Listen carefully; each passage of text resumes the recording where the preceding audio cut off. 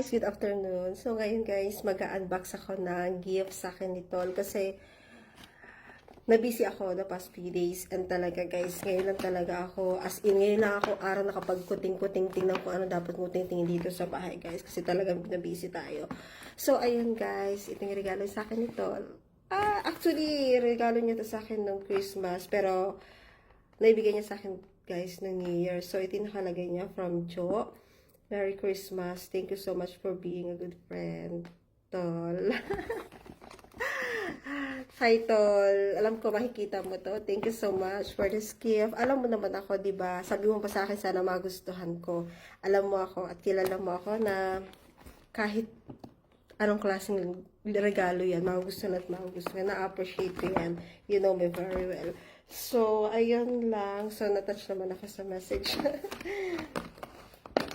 So, ayun po. Ano ka na guys? Basta natin. Oh. Fairness.